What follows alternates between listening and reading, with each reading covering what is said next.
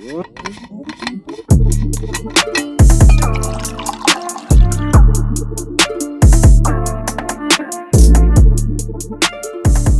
guys, this is it. This is the last time we ever talk about McKenzie for the rest of the... Yeah. You'll never hear us bring that up again. Never. So this is, the goal of all this has been to sort of inform patients or people that are just maybe in a different area, but maybe they know a doc that is actually certified McKenzie or uses that. We wanted to kind of let everybody know some of the bigger principles that go along with that. The last one that we want to finish with is maybe the most important part. So Brad and I are certified in McKenzie. We, of course, all the docs here use McKenzie in their evaluations and their treatments. But one thing that we're not is overly focused on one tool or one approach. And so the main thing, if we had to sort of just one word to describe what we do here, would be integration. And that's, taking lots of different tools, really the right tool for the job, and integrating it with everything that we're doing with the patients. Yeah, so I think some of the differentiating factors when it comes to how we utilize the McKenzie method and how many others may utilize it is that we have these powerful tools that we use on a day-to-day basis, our hands. So like the chiropractic adjustment or active release therapy, which you may have seen us talk about before. Just to get this conversation started, I think our hands play a major role in how we implement McKenzie with our patients. That might be a major difference. We didn't get into this, but I understand why they sort of preach this in the courses. But the McKenzie method, in an attempt to make the patient as independent of the clinician's care as possible, they are very, very reluctant to actually put their hands on the patients. Quote literally, it's you should not use clinician-generated forces unless it is evident that resolution is not possible otherwise, I think is the exact quote from the book. So don't put your hands on them until you know that they can't fix it themselves. Basically. To simplify that. Whereas I think there's a lot of power in the hands in the sense that, you can grade the intensity a lot more. You can tailor the treatment even more hyper-specific to the patient, to that day, to that rep. And I think that's very, very powerful. And so that's probably one major way that the way that we would implement or blend the McKenzie method with lots of other things from like maybe more of your traditional McKenzie therapist. They're going to maybe be a little bit more reluctant to put their hands on a patient, whereas I'm right away blending it with it. So using mobilizations, gentle mobilizations, of course, up to the patient's tolerance, maybe using manipulation, using soft tissue work, all those things, I think, can catalyze the process to get them to where they need to go faster. Right, and I think that's the big point right there is within McKenzie method, we always talk about how important it is to get to the end range of motion, to, if it's a derangement like we talked about last week, to fully reduce that derangement, we got to get that person to the end range of motion. So if there is a joint blockage, let's say, or fixation, or some in our profession may call it a subluxation, basically the joint doesn't move, then we can utilize our hands or the adjustment or immobilization to get that process going a little bit quicker. And then, in my opinion, make what we're doing with McKenzie method just that much more beneficial for the patient. Yeah, and it's not that we don't see value in making sure that the patient isn't independent of our care. I mean, that's kind of like I tell patients the first thing that I need to do is give them power over their symptoms. So if you have somebody that comes in the door and they've had shoulder pain or neck pain or sciatica for 5 years, and they really are more stuck in a situation where the moment it comes on, it's like, boom, I'm just going to have symptoms all day long, or for several days they don't know. It is life-changing, literally tear-inducing sometimes, to give them the ability, without our help at all, to take care of their symptoms. That's a primary goal. We're just going to use our hands because we want to get the patient to that point faster. Right. Like I always tell my patients, we're kind of like AAA. Like if you're stuck, wait for it.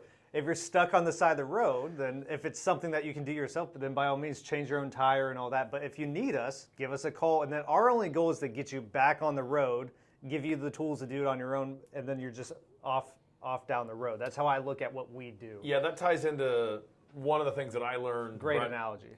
I was a little worried you were going to go to a gutter to stick with the road analogy, but you actually steered out of it well. I think you self-corrected.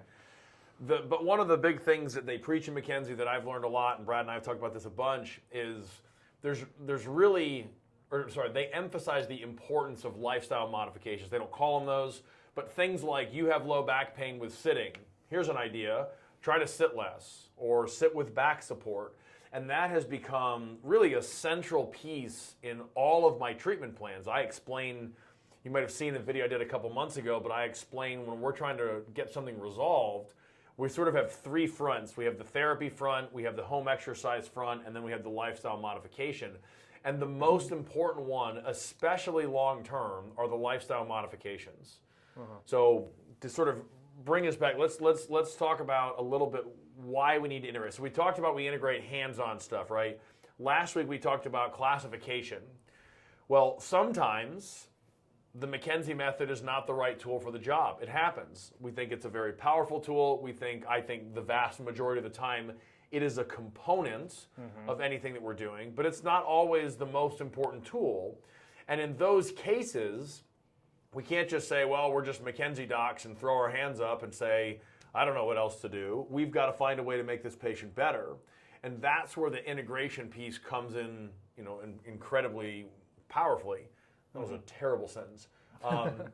Becomes incredibly important because we have to help them. And if the tool that we're using isn't working, we have to either find the right tool or we have the wrong diagnosis. So right, and I think he's kind of beginning to allude to some of the other things that we do, such as something called dynamic neuromuscular stabilization that we've talked about, or general strength training sometimes for people can be the tool that they need to just get stronger and more stable. So that's both of those fall under sort of what we were just this terrible ubiquitous term called functional rehab. Sure. And functional rehab is essentially just making sure that your body moves the way that it's supposed to, and it's able to execute the things that you're doing every day in function well. So instead of isolating something, you're just going to teach them how to bend over and pick something up, teach them how to sort of, get out of a chair, whatever the case may be. We use strength training stuff, whether it's with a kettlebell or barbell stuff or changing what they're doing in the weight room. Or we also use a major one that we could talk about a lot more later on called dynamic neuromuscular stabilization, which is just one of the ways, I would argue it's the most powerful way to do it, but one of the ways to restore optimal function in a patient. Right. So I always say we're initially treating the what. The what could be derangement, dysfunction. It could be a strain, sprain, whatever it may be. But then to fully restore function, which is a hot topic term that we're using right now, but in order to restore that full function and get the person going down the road, not needing us as often, we need to go after the why. The why could be occupational stuff, whether it's changing how their desk is set up. It could be talking about just seated posture or how they lift up a laundry basket. And then also how do they stabilize and move throughout the day. I sort of break those up into external and internal blocks. So you can have an external cause, an external why, to use his analogy, and that external why might be you're working from home and you don't have a standing desk, and so you're sitting on the couch for 8 or 10 hours a day checking your email. Okay, well, that's an external cause. An internal cause might be that you don't stabilize very well, or let's say that you're going to the gym and you're doing lots of squats and you don't have adequate hip mobility.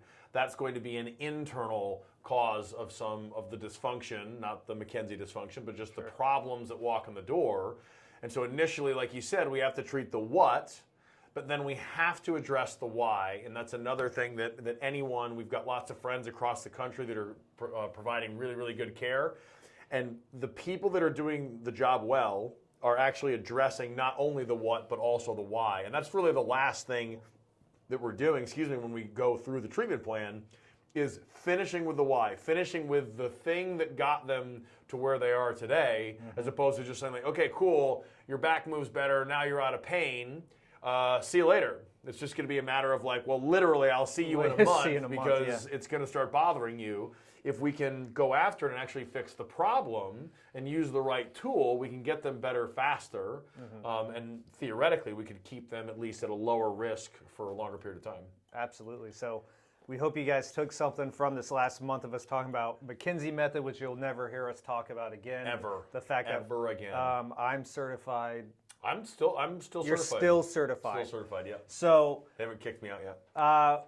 We have some new information coming next month on some other topics, but we hope you guys enjoyed this. As always, reach out if you have any questions, and we hope to not see you guys in here soon. Yes. Stay healthy. See you guys. Have a good Wednesday.